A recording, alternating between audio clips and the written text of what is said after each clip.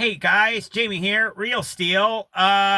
This video here is the second half of the video that I had to split up. I had it one long video, but unfortunately YouTube didn't like it, so we're splitting it up. But here's part number 2.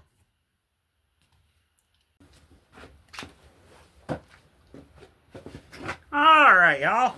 I lied. I decided to do the water pump once I get all the accessories figured out and all that. Once it's mounted in the chassis, we'll do the water pump. So, I think we're going to do bottom end. Now, curiosity got the better of me, so we're going to take a look at these rod bearings. I know they probably like an LS cam bearing. If you don't look, they'll be fine. But I'm curious. This will either be good or it's going to bite me in the butt and we got to start all over. So, yeah. But, alright. Let's see what we're dealing with here. This is the rod bearing that's farthest from the oil pump, so technically it should have the most wear. We'll see. Rod bearing's good. We ain't going to jack with the main bearings. So, yeah. Come here, nut.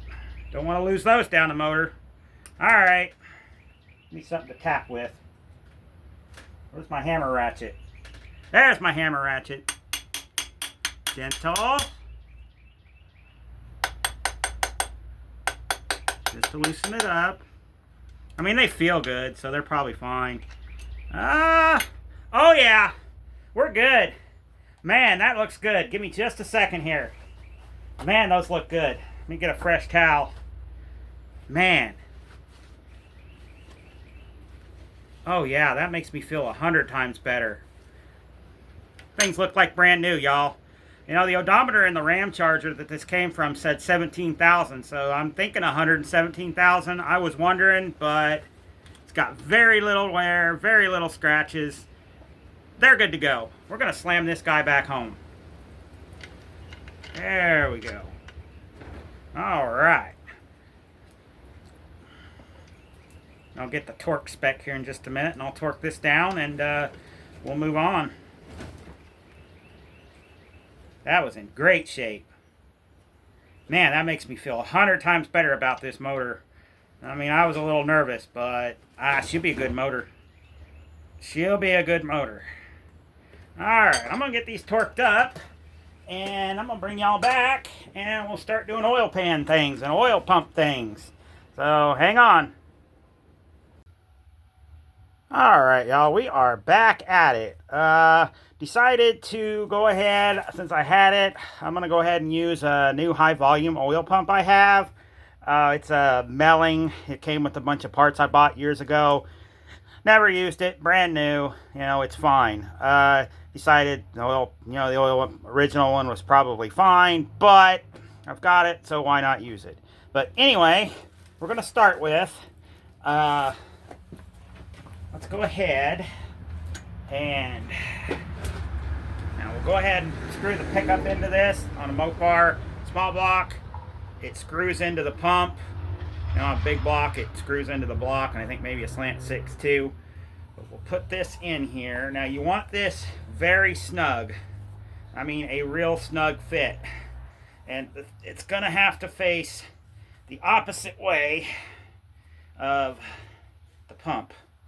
Here, let me see if I can get it if you can get it twisted enough, you can put it in the block and kind of spin it. But yeah, you don't need to crank it to the moon, but it does need to be pretty snug. So there we go. All right. Now I know that's not facing the correct way, but for now it'll be fine. I can twist it up into place. What we're gonna do here is pull our oil pump bolts out. And now, this is important. If you do not take the distributor drive gear out of this engine, which I didn't, it's a little hex shaft that sticks into the rear main cap there through it, and it engages the oil pump. So you'll want to line the hex up, slip it down in there. Oops. And let me see here. They gave you this little gasket. I don't know if it's needed or not, but I'll probably just throw it in there. Which way do you go? Like that. It's probably because you don't know, the machining surfaces could be a little different tolerances, stock versus performance. But we'll engage, see this little hex, we'll engage that, drop it down, and make sure it also seats firmly into this little recess here. It's kind of a machined surface into the main cap. That's, you know, that's critical too, because you don't want to tighten this thing up without it, everything being hunky-dory, or you're going to have problems. You're going to break your oil pump, and you're going to have a bad day. So, let's get these tight here. Snug them. Yeah, I think that gasket that they provide is because of machining tolerances, factory versus aftermarket. I never use a gasket on a stock one, but because I got this one, you know, I figured what the heck. So I'll tighten him down. Get in. Oh, he's being slow. All right. And then we'll use the leverage of the block to pull the pickup tube right where we need it. And there we go. It's got to be facing downward, y'all. Now we'll go ahead and torque these. I believe these are like 35. I'll double check. Okay. Get another bite here. 35. Again, I'll double check. 35. Boom. Bob's your uncle. Alright. Next up, I'm going to double check the torque spec. And if it's wrong, I'll put it on the screen. And we'll get the oil pan on this bad boy. Alright, y'all. It's been a few days. Had a lot of stuff going on. I was really hoping to have this done by now, but you know how it goes. But anyway, I made a video on how to put these end seals in here, but I'm not super duper happy with the way they're fitting around these edges here. So what we're gonna do is, well, it might help first to get my silicone opened. There we go. We've got some of, move my hand out, right stuff, and we're gonna goosh. Let me get it up here for y'all to see. I'm struggling, y'all. What we're gonna do is we're gonna goosh a little bit into where this rubber thing meets the oil pan. It's just this little groove here, but I'm not 100% happy with that fit, and I know it'll probably like tamp down and stuff. I may just run a small bead right along here just for the heck of it. Come on, cooperate. There we go. Just a light bead. I mean, nothing real major, just to make sure. Okay, and then we'll rotate this into position as it takes most of my silicone out, but that's okay. I got most of it in. All right, there we go. Get in there. Get back in there. There we go. All right, now I'm a little happier with that. Now, hopefully that won't leak. We'll do this to the other side here. Again, we'll pull him. This time we'll pull him up. There we go. That worked a little bit better. For that side anyway. Goosh just a little bit here. And there you go. Shove him back into position. Come on. Cooperate. There we go. Alright, everything's in position. Now, what we also want to do is where this pan's going to mate in this corner of the timing cover, both sides. Come on. And I might not have made my hole big enough. Okay. We'll goosh a little bead there. And where this timing cover meets the block, on top of the little gasket there, we'll put a small bead there. And then, you know what? Let me make my opening just a little bit bigger for this. It is not wanting to cooperate. There we go. Now for these, I know y'all can't see that great. I'll do the same thing back here where the rear main cap meets the block. And again, that's where these oil seals are going to join. And then, you probably, I don't know, hopefully you see this better. We'll goosh a little bit right in here. Come on, baby. Come on. There we go. And then again, this right along in here, where this timing cover meets the block, you want a little bit of a bead there. Not great, but it'll be fine. There. And then again over here, where the main cap meets the block, where that rubber seal will join, put a nice little bead there, and boom, Bob's your uncle. Alright. Let me set this aside here. I'll clean the tube out here in just a second. Oh boy, I'm really organized today, huh? Such is life. Alright, now, I've got these gaskets oriented where they need to go. So we'll flip him up here. Go ahead and set him not in the silicone, but kind of where y'all can see. Come here. Alright. Give him a little, not that much. Not that much, Jamie. Go ahead and set him over here.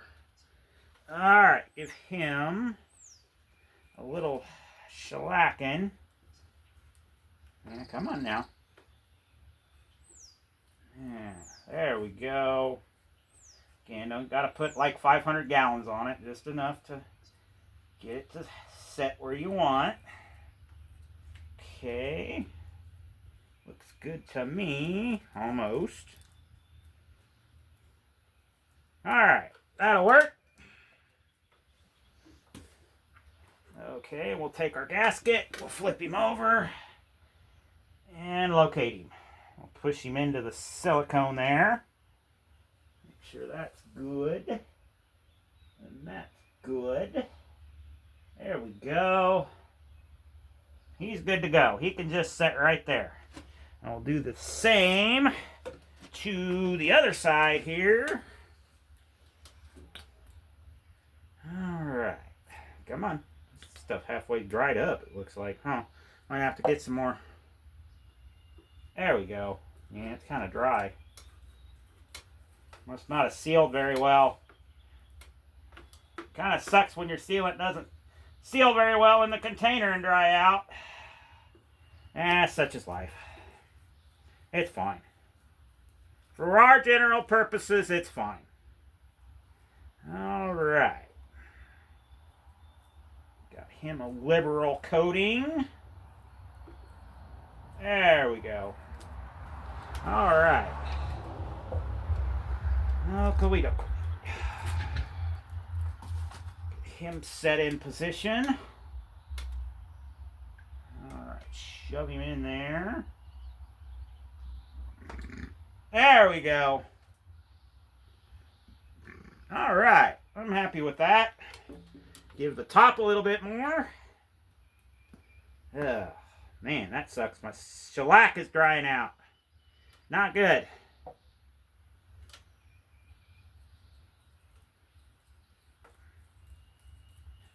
Alright, I know, real riveting content. That's what happens, though, with projects. Not all of it is exciting, glorious stuff. Some of it is just boring, kind of monotonous work. But it all needs to be done. You know, it all needs to be done. TV doesn't really show you the not so glamorous stuff. They're just focused on building cars in 3 days. You know, they just cut stuff out, make it seem easy. Well, I'm here to tell you, building cars ain't always easy, y'all. Sometimes it's a pain in the butt.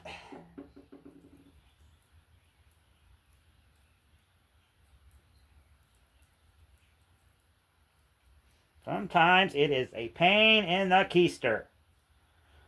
But you get some satisfaction, you know, at the end of the day when your machine runs. So, yeah. I know this is a daily driver, but still, you know. Alright. Dang it, I hate that my stuff's dried out. Oh well. Keep him in line there. There we go. That looks good. Now, go ahead and drop the pan on. I made sure it was cleaned out. Getting close. Alright, am I close? Yes. Send him home. There we go. Perfect. Now these long bolts here need to go into the ends. I've only got 2 of them for some reason, so I'm going to put them into the timing cover end because that's aluminum. And you know what? I forgot my ratchet. Okay. We'll get them all set in position here. Come here. Yeah,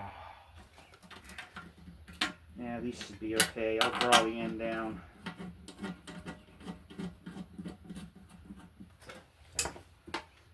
Alright. There we go. This is why I like to do the timing jobs with the pans off, because you have to compress those rubber seals. And if the pan's still on there and your timing cover is loose, you're going to have a hard time getting it lined up.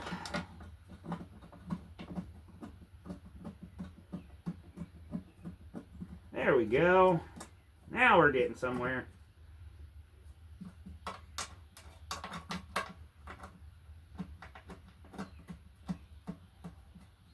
Now we'll want to draw this down evenly. You don't want to like tighten one bolt up and then try to get the other. No.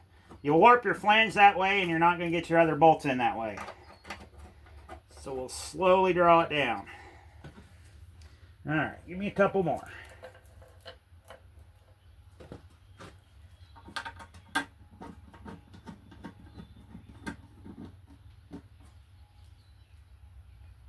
Alright. Almost there.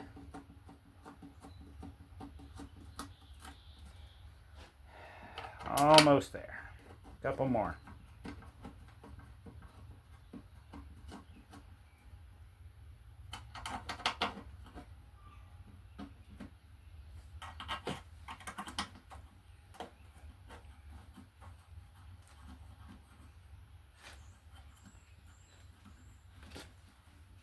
Alright, y'all. I'm going to go get my ratchet and we'll evenly draw these puppies down.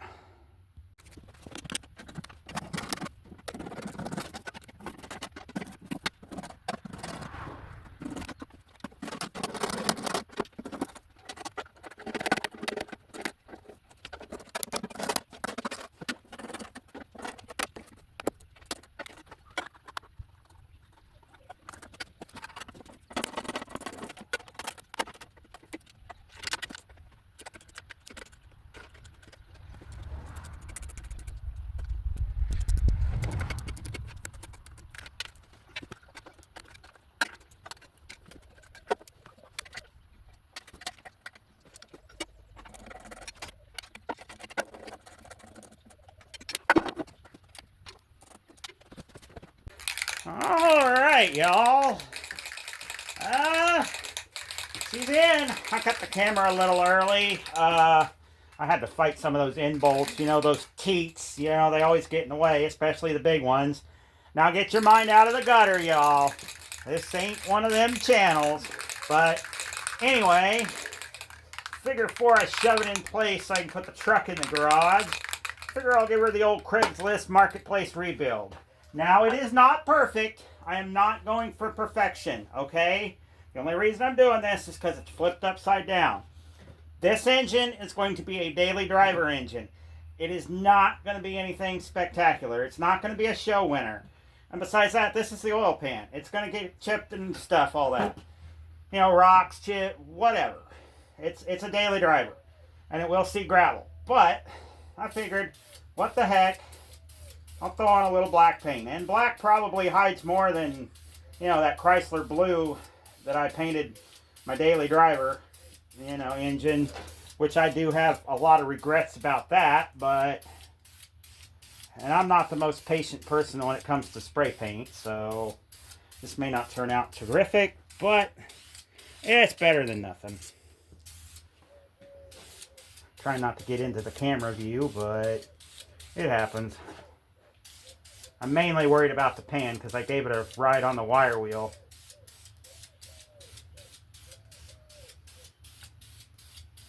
I'll spray paint the rest of it later. Woo! Getting a little fumy in here, y'all.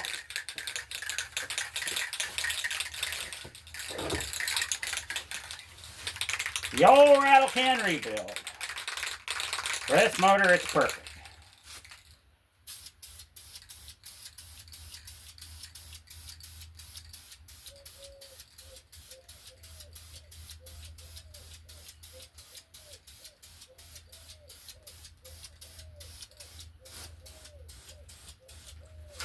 Spray paint right over that grease.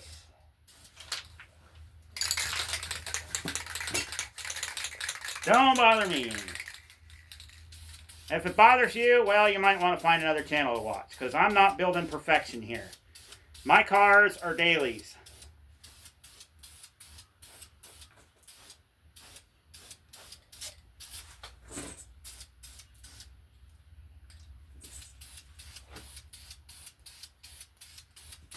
Close enough for government work. I'll hit it with another coat later on, but close enough for now. Looks better than it did. But anyway, I'm going to close this video out here in just a second. I'll give y'all an outro. Alright, y'all. Well, I'd say that's pretty dadgum good. We got the bottom end of this bad boy sealed. We got the timing chain on, lifters changed and all that. I was going to finish it in this video, but I did some pre-editing and it's pretty long already, so we'll finish it up in another video. Likely next video, we're going to get the top end clean. Ignore my mess. These are the heads we're going to run. These are some Swirlport 302s like came on this motor, exact head. But these are off my 89 short bed. Basically the only thing really salvageable on that motor. So yeah, we're going to clean these up, do a valve lap on them, and then we're going to slap them on. The intake, it's buried, but we're going to run the 4-barrel intake off the daily driver. I'll clean it up, and we'll do all that. And then we'll give her a light spray down, and hopefully we'll be getting her in the chassis pretty soon. Not 100% on the timeline. I am working on a chassis video right now, the main video.